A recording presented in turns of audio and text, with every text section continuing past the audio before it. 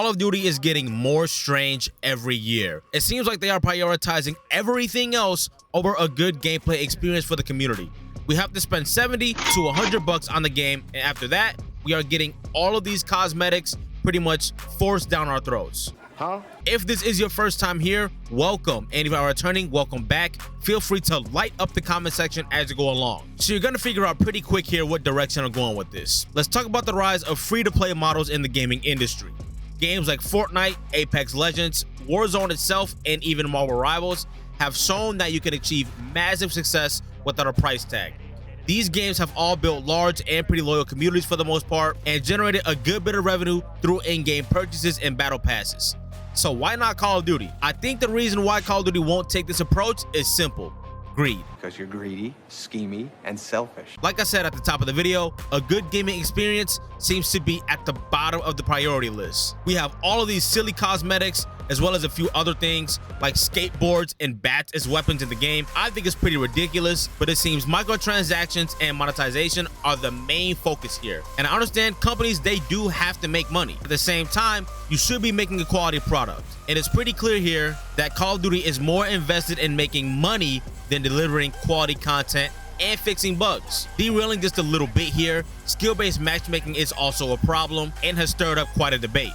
Not gonna dig too deep into this because that's not quite what this video is about, but chances are the folks that really care about this game are the ones that are halfway decent at the game, and those are the people being punished for being decent at the game. I don't see why developers want to protect the folks that play only 4 hours a week. Maybe there is some logic to it, but I just don't see it whatsoever. If somebody can explain it to me, by all means. Not that any of this will make the situation any better, but I think the experience will be a whole lot less frustrating if Call of Duty went the free-to-play route. I also say this because there's also a feeling that recent titles lack the creativity and immersive themes of the older games. Last year, Modern Warfare 3 was interesting, 100%, because we had all the classic maps from the OG Modern Warfare 2, 2009. Did developers do this because nostalgia sells, or was it a lazy cop-out? Seriously though, let us know what your take is on that down below, because personally, I think it's just that they are out of ideas. We'll say good ideas, that is, because yes, we have fresh new maps in Black Ops 6, but let's keep it a stack. Most of them are ass. Trash, filth, trash, garbage, dumpster, trash. The community yearns for the days when Call of Duty just had that magic, bro.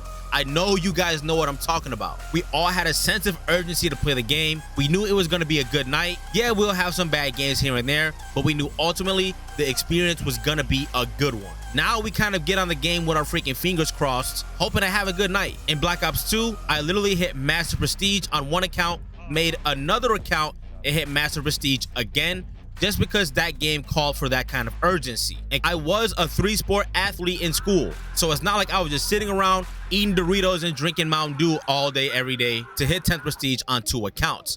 I was a very busy kid, but with any downtime I had outside of school and sports, I made sure I was playing Call of Duty. We just don't have that anymore. And a lot of times I start to wonder, do us gamers just have higher expectations, or is something really going wrong here? It could be a combination of both, but let's not forget about the technical issues like server disconnects, cheating, of course. Both of these continue to plague the experience despite efforts from the developers to address them.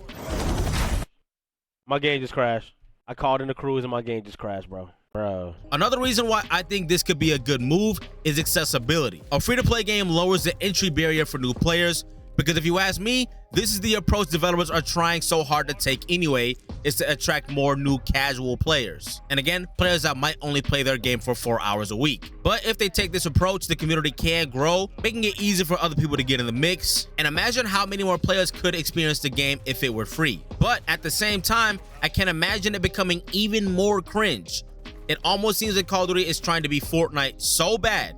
Again, with all these silly, colorful, bubbly ass skins, loud ass emotes, not only for the winner circle screen, but in game, that shit is so loud and annoying to me. But maybe I'm just an old crabby piece of shit, but it seriously seems like Call of Duty is trying to be Fortnite. And again, I'm sorry, I just think it's cringe. I'm not saying Fortnite is cringe. Fortnite is great, but Call of Duty should continue to just be Call of Duty. We have a lot of these cosmetics in the game that don't really seem Gulf War appropriate, because keep in mind, Black Ops 6 is supposed to be in the era of the Gulf War during the 1990s. But yes, there could be a little bit of subliminal messaging there, because the Teenage Mutant Ninja Turtles, from what I remember, were a big deal in the 90s. But is that really what we want for Call of Duty?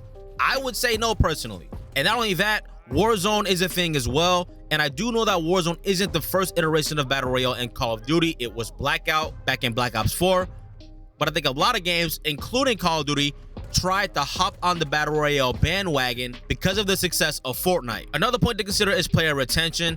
A free-to-play model could keep players engaging and coming back for more. Regular updates, new content, and events would keep the community vibrant and invested in the game long term. Yes, that is what they are trying to do now, but we'll see how the player numbers look. I think things will be a little more successful if the game was free to play. Plus, it could bring back old players who might have left due to the cost barrier. And now, I do understand Call of Duty is most likely not going to take this approach. I understand that 100%. So before anybody gets in the comment section saying that, at least make it this far in the video before you do so. But it's not just about the money at the end of the day. Going free to play could also enhance the competitive scene. More players mean a larger talent pool, more intense competition, and a more dynamic esports landscape. I think it could elevate Call of Duty to new heights in the competitive world. Now, I am not talking about the Call of Duty League. I'm talking about maybe ranked play and the wager community and just people wanting to play the game competitively. And I'm just trying to put myself in the shoes of a developer as far as making my consumers happy. I think there has to be some kind of middle ground here. Number one, the number one thing you want from a consumer is trust, and then everything else will fall into place. The reason why we even still invest in the Call of Duty like we do every year is because it has been a household name in the gaming community for over 2 decades now. And a lot of us do it because in the fall time, it makes us feel like a kid again. You know, we used to go to the midnight releases, we'll stay up all night, playing the game, and just making some bad decisions. Neglecting our schoolwork, ignoring our parents for 8 hours a day on a Saturday. Not to get all repetitive, but I think this is what we are missing. But as of right now, let's say if my first COD was like Black Ops 4 or Modern Warfare 19, I would definitely not still be invested into this franchise. For developers, while going free to play isn't a decision to be taken lightly, it's clear why some players believe it could be the right move for the franchise. What do you think though? Should Call of Duty go free to play? Drop your thoughts down in the comment section below. If you made it to the end, thank you for sticking around, and I'll drop 2 more videos for you on the screen right here. Check these out, and I'll catch you in the next one.